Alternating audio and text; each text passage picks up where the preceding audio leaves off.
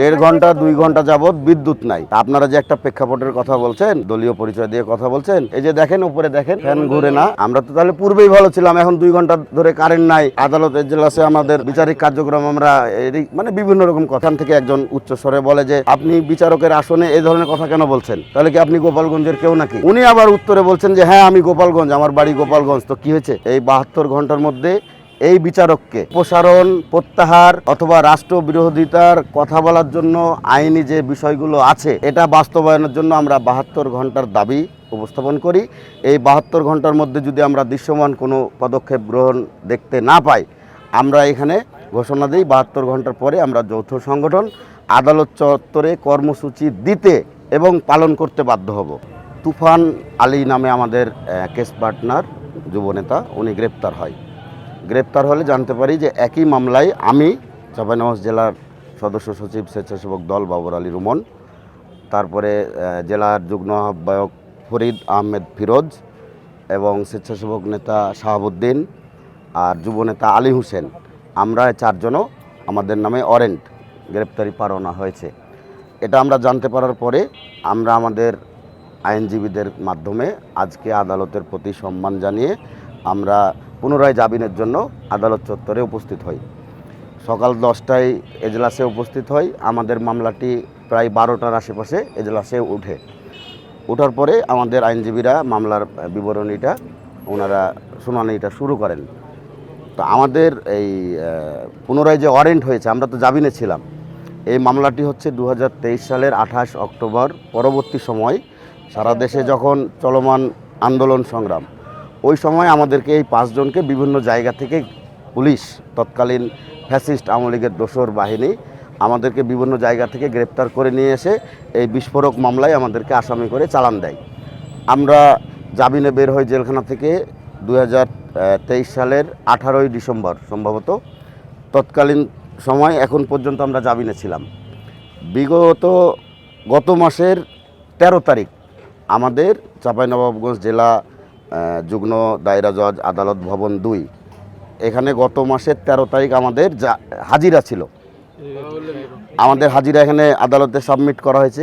আমরা হাজিরা দেওয়ার জন্য এজলাসে সবাই উপস্থিত হয়েছি, কিন্তু বিচারক অনুপস্থিত ছিলেন বিধায় আমাদেরকে পেশকার বলেন যে যেহেতু বিচারক অনুপস্থিত আছে আপনাদের এটা গড় হাজিরা হয়ে যাবে, আপনারা চলে যান। আমরা ওনার কথায় আমরা সবাই চলে যাই। কিন্তু এই যে গতকালকে যখন আমাদের তুফান গ্রেপ্তার হয় তখন আমরা জানতে পারি যে আমাদের ওয়ারেন্ট হয়েছে। এই ওয়ারেন্টটা হয়েছে গত মাসের 15 তারিখ, মানে আমাদের 13 তারিখ ডেট ছিল, 15 তারিখ গ্রেপ্তারি পরোয়ানাটা হয়েছে। আমরা আদালতে আজকে উপস্থিত হই।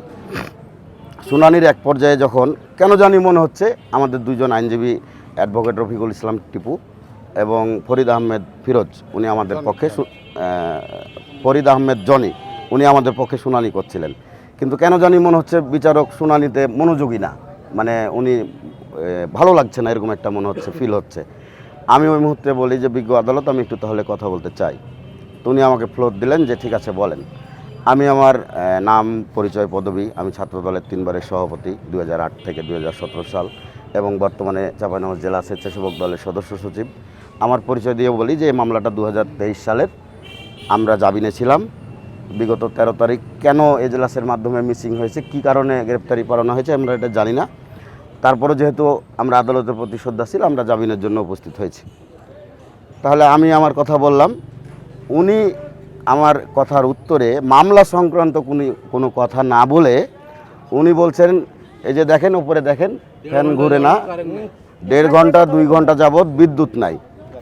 তা আপনারা যে একটা প্রেক্ষাপটের কথা বলছেন বা দলীয় পরিচয় দিয়ে কথা বলছেন, তাহলে তো আমরা পূর্বেই ভালো ছিলাম।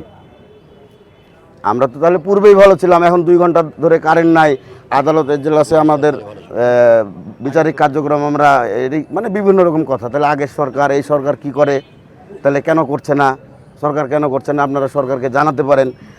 আমাদের কথা হচ্ছে যে উনি বিচারকের আসনে আসীন থেকে মামলা শুনানি চলছে এজলাসে, উনি কি উনার এই চেয়ার থেকে এই বক্তব্যগুলো দিতে পারেন কিনা। সরকারের এগেনস্টে উনি একজন সরকারের প্রজাতন্ত্রের উনি একটি বিচারকের দায়িত্বে আছেন। ওনার এই দায়িত্ব থেকে তো এই কথাগুলো উনি বলতে পারেন না। উনি সরাসরি সরকারকে এগেনস্ট করে কথা বলছে যে তাহলে এই সরকারের আমলে কি সুবিধা, তাহলে পূর্বের সরকারই ভালো ছিল। আমাদের এক নেতা পিছন থেকে কর্মী বাইরে ছিল, এজলাসের বাইরে বেশ কিছু নেতাকর্মী ছিল, এখান থেকে একজন উচ্চস্বরে বলে যে আপনি বিচারকের আসনে এই ধরনের কথা কেন বলছেন, তাহলে কি আপনি গোপালগঞ্জের কেউ নাকি? উনি আবার উত্তরে বলছেন যে হ্যাঁ আমি গোপালগঞ্জ, আমার বাড়ি গোপালগঞ্জ, তো কী হয়েছে? উনি ফাইল, আমাদের মামলার ফাইলটা এভাবে মানে ফেলে দিচ্ছে যে আমার এখানে পছন্দ না হলে আর কোথাও যান, আর কোথাও যান, আমাকে ভালো না লাগলে আপনারা আরও কিছু করতে পারেন। তো একজন বিচারক যদি এ ধরনের মন্তব্য করেন বিচারকের আসনে থেকে, আমাদের মনে হয়েছে যে উনি ফ্যাসিস্ট পতিত হাসিনা সরকারের দোসর।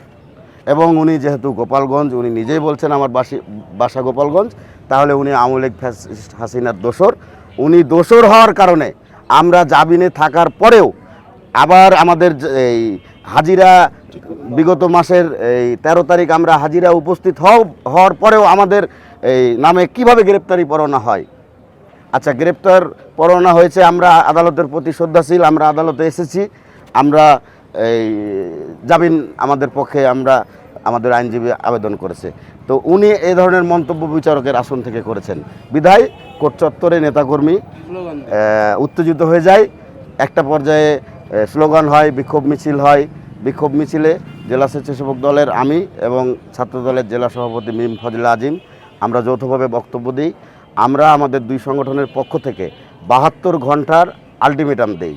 এই 72 ঘন্টার মধ্যে এই বিচারককে, উজ্জ্বল মাহমুদ সম্ভবত ওনার নাম, এই বিচারককে অপসারণ, প্রত্যাহার অথবা রাষ্ট্রবিরোধিতার কথা বলার জন্য আইনি যে বিষয়গুলো আছে এটা বাস্তবায়নের জন্য আমরা 72 ঘন্টার দাবি উপস্থাপন করি।